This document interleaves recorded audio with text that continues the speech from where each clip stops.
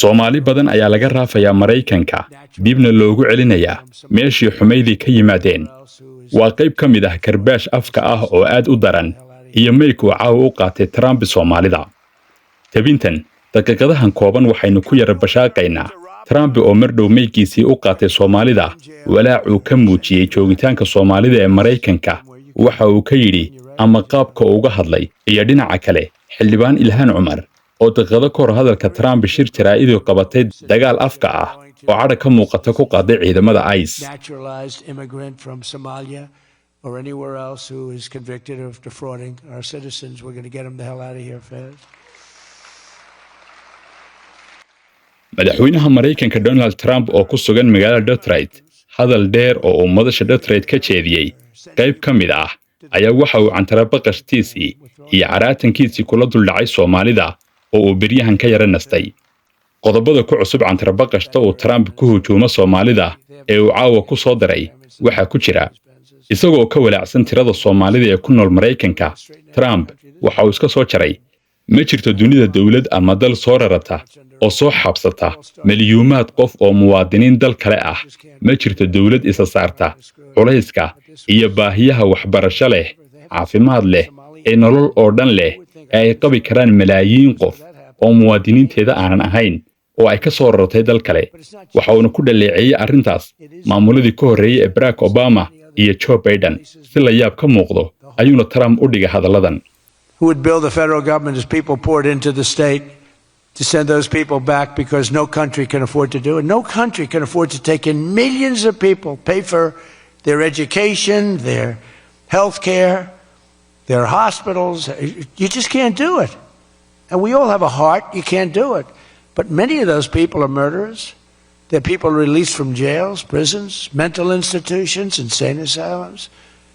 They're people that are drug dealers. Trump waxa uu ku dhex darsaday weerarkan afka ah ee Soomaalida ka dhanka ah antarabaqashtiisii uu misi jiray Ilhan Omar. Balfiiriye Ilhan Omar waxay ka timid dal aan lahayn dawlad, lahayn boolis, sharcina uuna ka jirin. Kolkaas iyadoo inaga culays inagu haysa oo dalkeena ku nool noloshan aragnana ku nool haddana weerar ay ku tahay dalkeena oo ay nagu haysataa dalkeena iyadoo inoo tumbarraacaysa dastuurkeena ay meelahaas la taagan tahay dastuurka ay fasaxay oo xaq baan u leeyahay wax la mid ah dastuurkeena ay ku halqabsanaysaa. But think of it, she comes from a country with nothing and she comes here and she tells us about our constitution. I have a constitutional right to rip off the country. I guess she's a total scam artist. Anybody knows it. How do you let her get away with it? AOC +3. She was one of the three. Trump Soomaalida waxa uu ku tilmaamay dad fawdo iyo rabshad u jooga Maraykanka, dad tuuga ah oo xaday hantidii ubad badan oo Maraykanka ah, dad dambiilayaal ah oo wanted wada ah, dad xun oo khariban oo qaatiliin ah, farshoolayaal cabtooy ah iyo daroogistayaal quuta kana ganacsada daroogada inay yihiin. Antarabaqashta uu Trump kula duldhacay Soomaalida waxay gaadhay heer uu yidhiba waxaanu dib u eegis ku samaynaynaa sharciyada ay Soomaalidu ku joogaan Maraykanka. Kuwa badan ayaananu hubin dabadeed raafi doonaa kuna celin doonaa halkii xumeydii ka yimaadeen ee qashinka ahayd. Xataa Soomaalida sharciga haysata waan kala laabanaynaa haddii ay galeen ku soo baxaan wax dambiye ah. Haddii aanan tarxiilin oonan meeshooda ku celinina waxaanu ku ridaynaa xabsi weyn oo ay ku uraan. We're also going to revoke the citizenship of any naturalized immigrant from Somalia or anywhere else who is convicted of defrauding our citizens. We're going to get them the hell out of here fast. And if you come to America to rob Americans, we're throwing you in jail and we're sending you back to the place from where you came. We're throwing you right in jail. And they know it too. Hadalkan caawa oo Trump ku weeraray Soomaalida waxa uu ku soo aadayaa xilli maalmihii u dambeeyay ay ciidamada ICE laba jibaareen oo ay xoojiyeen weerarada ugaarsiga iyo qabqabashada ay ku tarxiilayaan Soomaalida.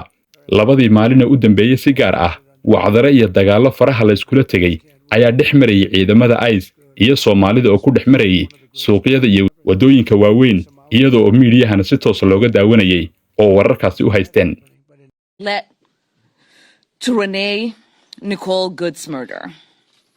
Xildhibaan Ilhan Omar oo wax yar ka hor hadalka Trump qabatay shir jaraa'id waxay dagaal afka ah oo daran ku qaaday ciidamada ICE iyadoo oo ku tilmaamtay howlgallada ay wadaan falal argagixiso oo khatar ku ah amniga dadka gobolka waxayna hoosta ka xariiqday inay la dagaalamayaan oo aan loo dulqaadan doonin haddeed waxa ay samaynayaan ICE. Fucking bitch. This did not happen in isolation. This was not an accident. And it was certainly not inevitable. This killing is the direct consequence of deliberate choices made by Donald Trump and his administration. Over the last few months, the president has repeatedly inflamed tensions, espoused hateful rhetoric, and intensified attacks on Minnesotans, especially the Somali community. ISIS's increasingly violent actions have terrorized our state and culminated in this needless loss of life. ISIS's increasingly violent actions have terrorized our state and culminated in this needless loss of life. This is what happens when you give people with guns impunity.